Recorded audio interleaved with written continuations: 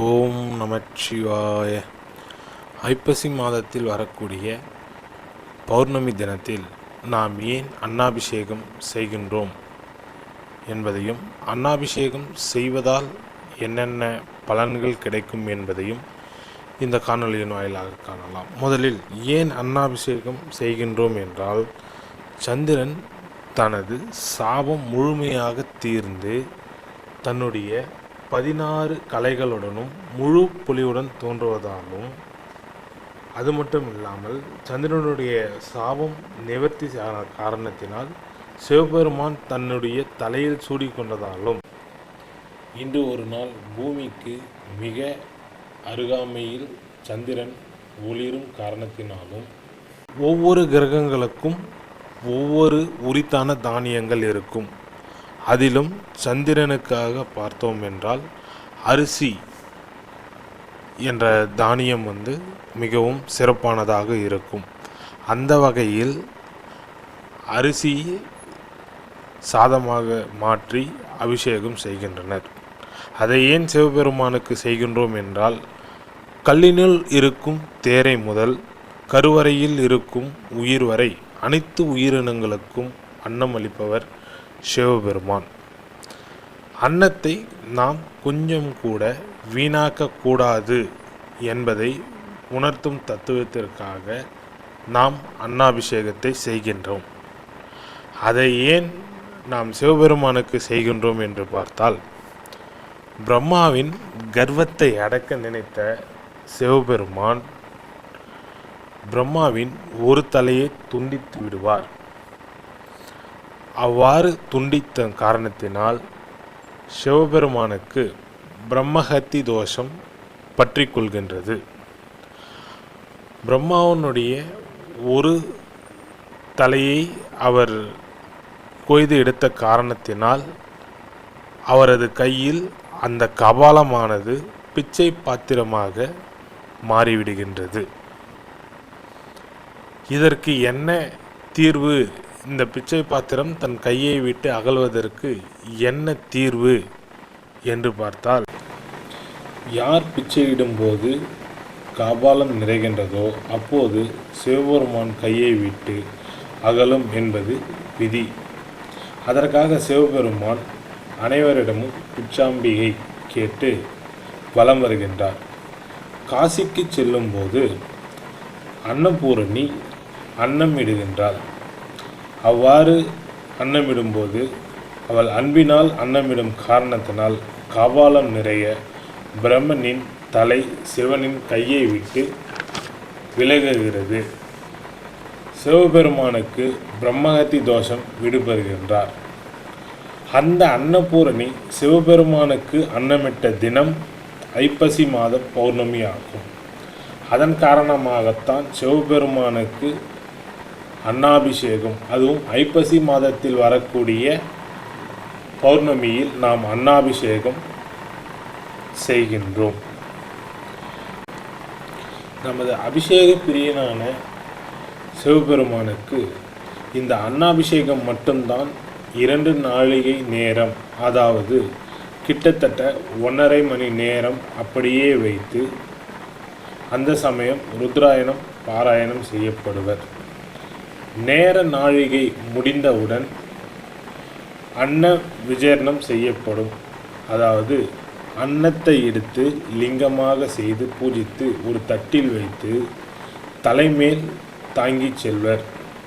அவ்வாறு தாங்கி செல்லும்போது மேளதாளங்கள் முழங்க குடை பிடித்து எடுத்து செல்வர். இந்த நிகழ்வானது நமது ராபின்சன் குளத்தில் நடத்தப்படுகின்றது. ஒவ்வொரு ஆண்டும் வெகு விமர்சையாக நடத்தப்படுகின்றது. அதை ஏன் செய்கின்றோம் என்றால், இதனால் மழை வளம் பெருகும், விளைச்சல் அதிகமாகும், நாடு செழிக்கும் என்பதாலும்,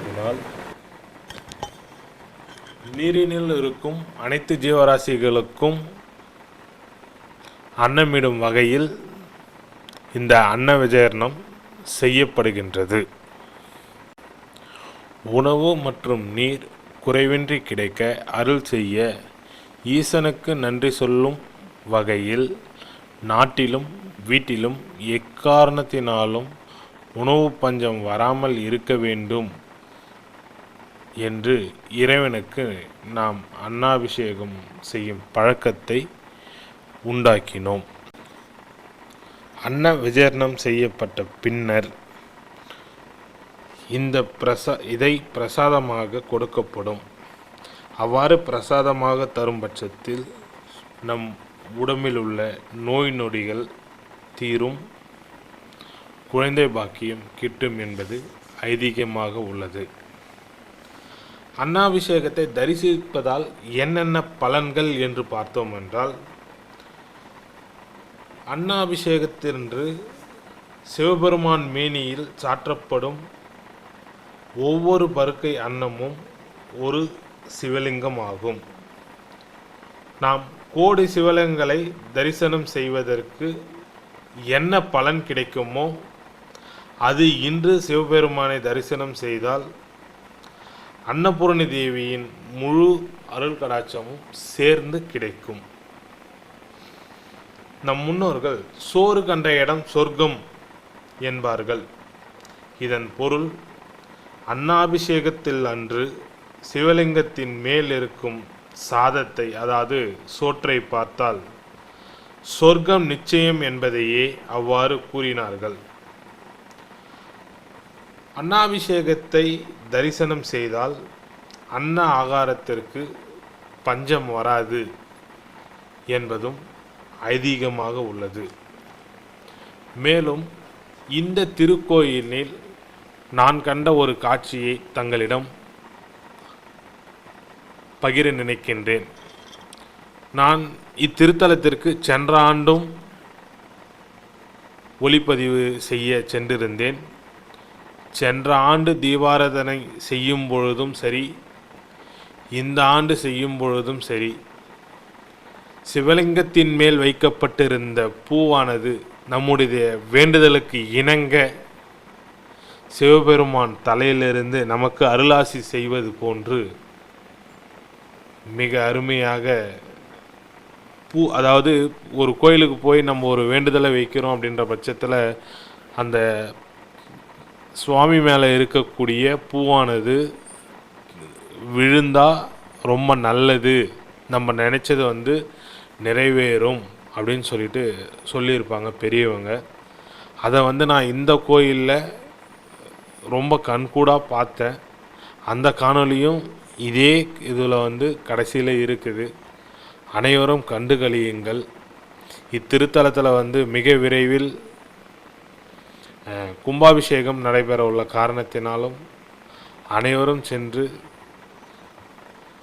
லிங்கேஸ்வரரை வணங்கி எல்லா அருளும் பெறுமாறு கேட்டுக்கொள்கின்றோம்.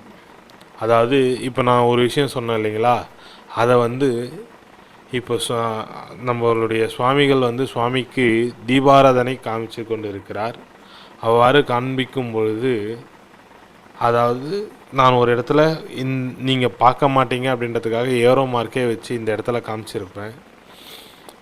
இது எனக்கு நான் ஏதோ சொல்லணும் அப்படின்றதுக்காக இல்லை, என்னுடைய ஆழ் மனசில் ஏதோ ஒன்று தோணுச்சு, இன்றைக்கி நான் சொல்லணும் உங்ககிட்ட அப்படின்ற காரணத்தினால நான் இதை உங்ககிட்ட பகிர்ந்துக்கிறேன். சென்ற ஆண்டும் சரி, இப்போது இந்த ஆண்டும் சரி, இது ரொம்ப வெகு விமர்சையாக நடக்குது. அடுத்து இந்த திருத்தலத்தில் ஆருத்ரா தரிசனம் இருக்குது. எல்லாரும் பாருங்கள்.